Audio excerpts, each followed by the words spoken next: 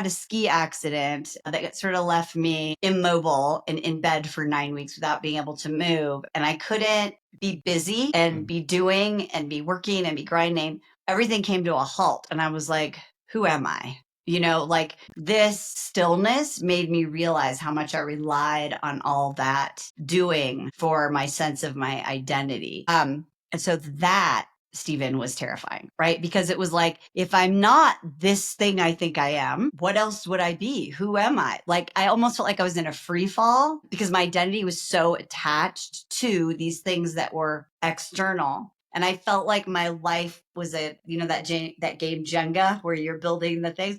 I felt like if I just pulled one piece out, if one thing changed, the whole thing would come tumbling down. I didn't feel that way when I was younger. I was like, fine, I'll just do this. Fine, I'll just do that. It seemed like everything was at stake. At least that was the story I had in my mind.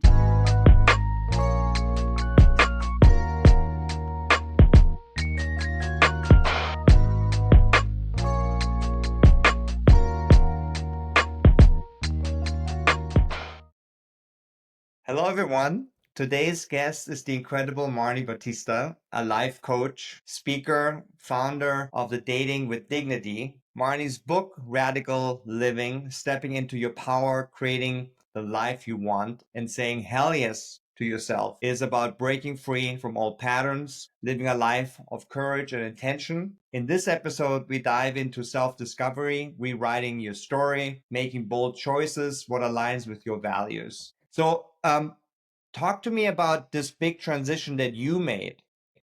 In the healing part of the accident, I was supposed to be better in like 12 weeks. Like that's what they said.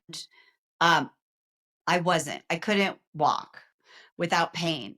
And I thought, is this really what my life is going to amount to? Like being in pain all of the time. I broke my sacrum in 7 places. That's the foundation of your physical self. Someone pointed out to me that I broke that because I had to rebuild my life from the inside out. That the one that I had built on all of the externals was completely broken. I didn't know what I wanted. So I think that is what makes people afraid, is that if I'm not this, then what am I? I don't know what that looks like. I don't know how to get there. Then all the old stories come in. I'm too old. It's too late. Why bother? Just wait, just grind it out. I'd had all those thoughts. I thought that accident was like not turned a whisper that had been going on before into a full-on scream.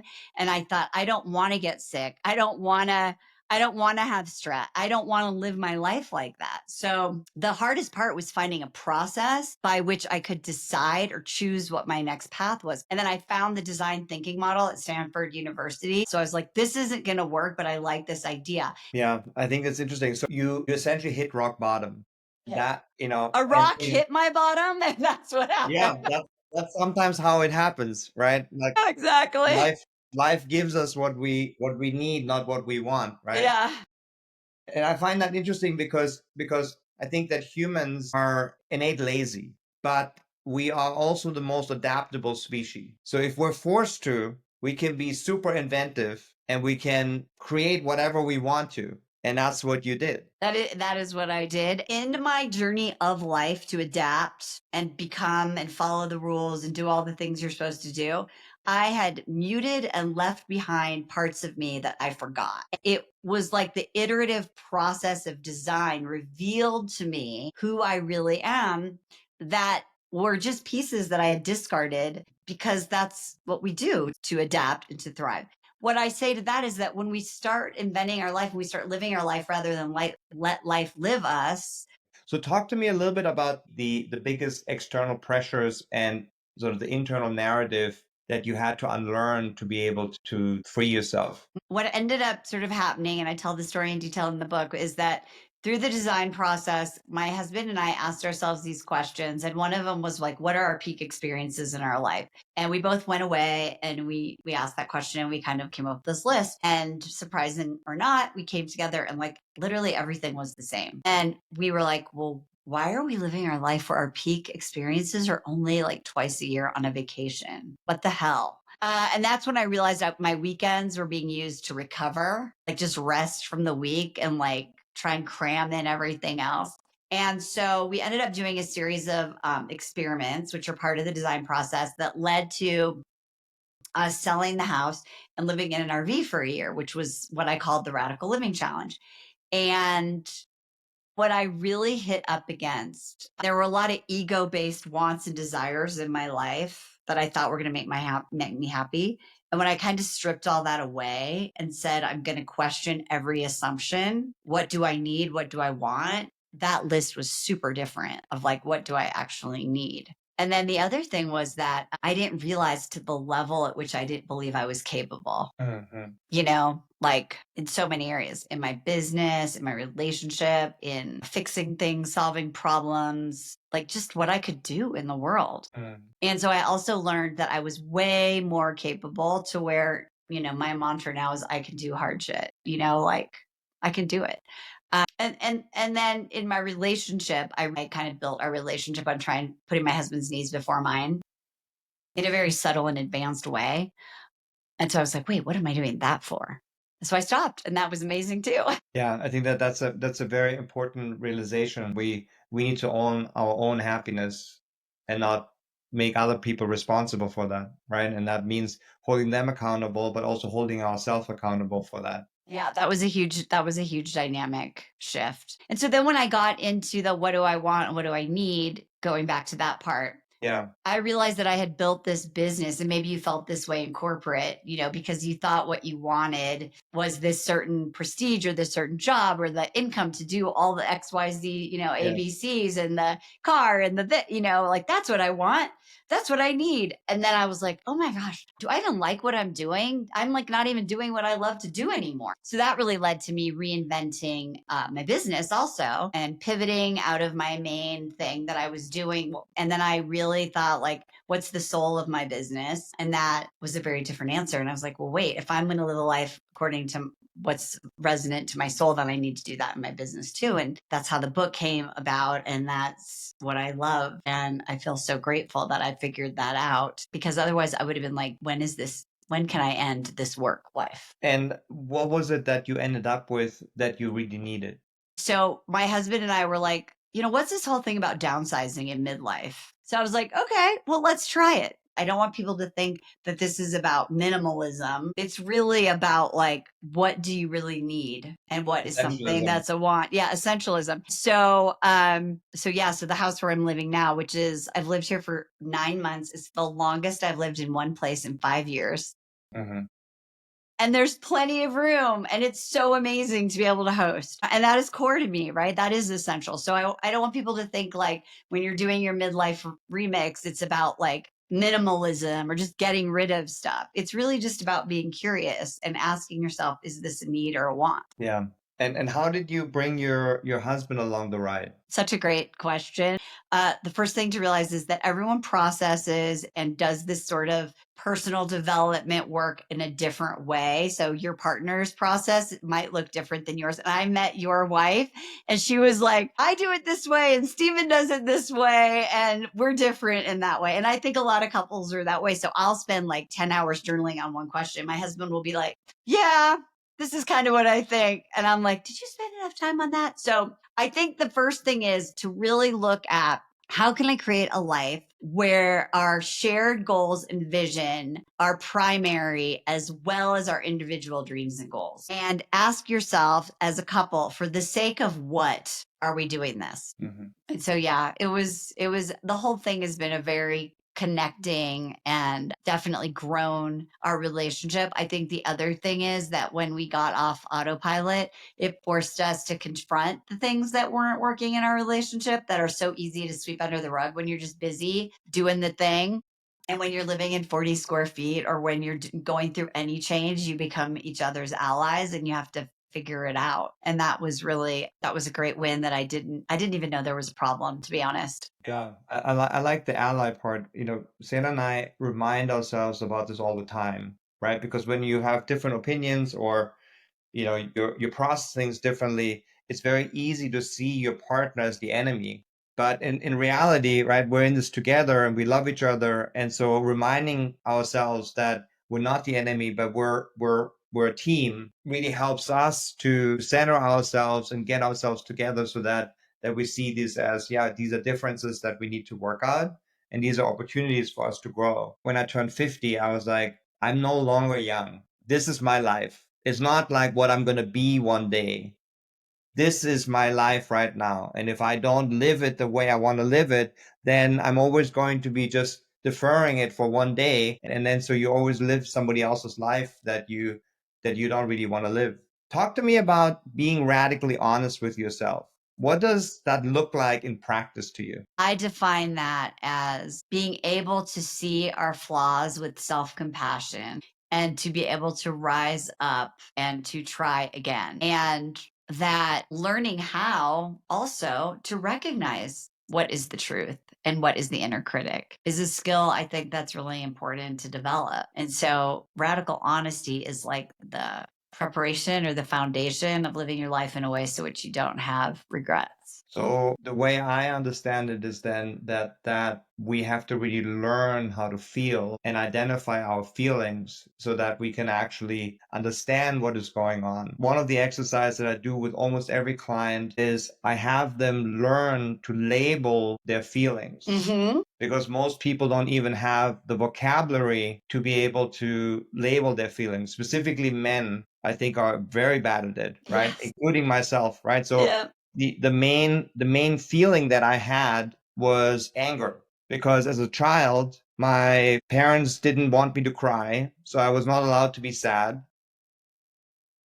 And my parents didn't want me to be afraid because men are not afraid. Right. Yeah. And so the only thing that I was able to do was being angry. And I think a lot of men go through this. And so I think it's very important for us to be able to label our feelings and then to actually locate them in our body. And that then teaches us, oh, okay, actually, I am afraid. So to be radically honest is to be honest with yourself and saying, being able to label it and saying, yes, I'm afraid. And it's okay for me to be afraid and to own that and then move forward. You can rationalize and avoid and silver lining your way out of your feeling of discontent or sadness or anger or whatever it is.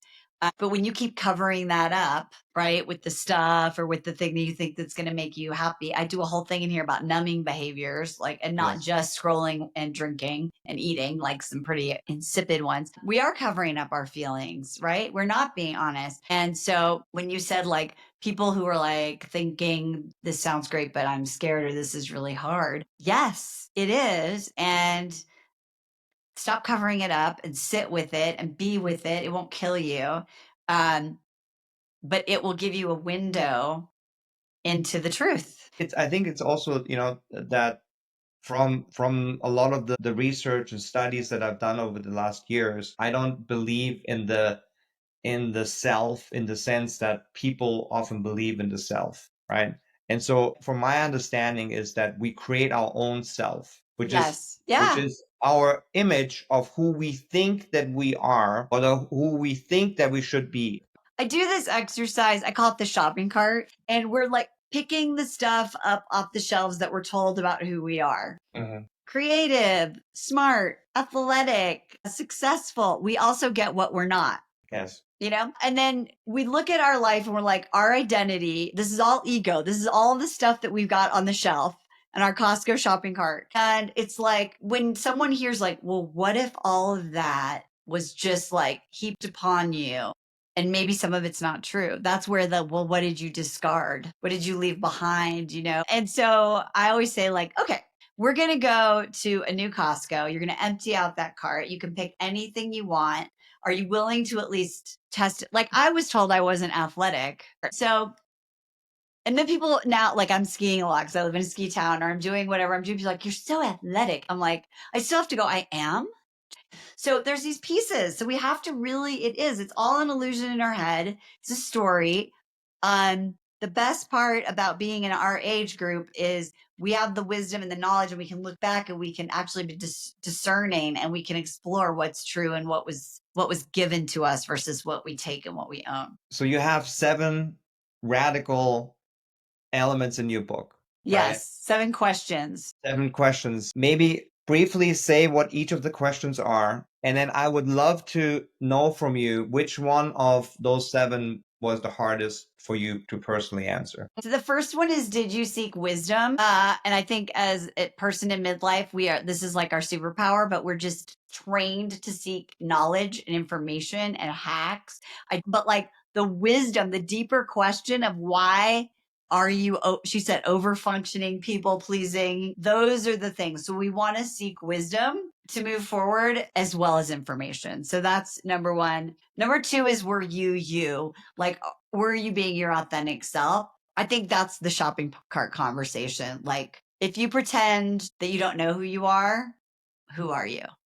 I call it the central thread that's been running through your whole life, and how do you use it for good toward your mission? And how does it also hold you back when you get in patterns and triggers? So that's a great one. Number three, we talked about, were you radically honest? Number four is, did you busy yourself with creation? That means, are you creating new neural pathways, new ideas, new connections, new habits, new ideas? Like, we live a meaningful life when we are in creation of our life. It doesn't happen sitting on the couch. Did you make time for your spiritual life? That one is less about God per se and more about, did you find time for stillness? So are you creating time to listen? That's really important. Were you hopeful? Are you resourceful and resilient? Like, even when the chips are hard, like, did you rise up and try again? And then the last one is, did you count the blessings? And that is very pertinent for today's times, because there is chaos. There's always chaos. It's not just our time. But were you able to hold that chaos and also hold like a childlike wonder for what you have in your life, and count the gratitudes and the blessings? And do you actually learn how to do that on the regular? Do you have practices that set you up for that? Yeah, I think that that's very important actually, because I think gratitude, and I think we all can do better with this. So I try to do a gratitude journal, and I really struggled with it because I always put similar things in it because I try to incorporate the big things. But I think what you're saying is actually, it's not to be only grateful for the big things, actually to be grateful for the little things, so that we actually start to pay attention to the world around us. Yes. So that's why I like to use childlike wonder as the baseline. Like when a kid, walks in somewhere, they're like, wow, or they'll see, like, look at that tree. Yeah. So tell me, which of those seven is the hardest for you to personally answer? I think for me, it's really on a daily basis is the, did you remain hopeful? Because when the immediate results don't show action, it's hard to have faith. I'm like, it's a shit show. How's that going to work out? Or you launch something or you try something and it doesn't work. And so for me, that's why the stillness practice is so important, because it reminds me of what's true. It reminds me that that's just the inner critic. It reminds me it's a conditioned response that's in the old shopping cart. Yeah. So it's hard. It's a daily thing. And so I call it radical faith, and I What's your practice. stillness practice? My stillness practices, I usually listen to some sort of like meditation. I'm like a guided meditation person. And so I do that, and I do it almost religiously, and I keep it really simple. The one thing that I always tell people is, because people are like, what's the right way to do it? And I'm like, friend, you could do it however you want. It's really about the intention.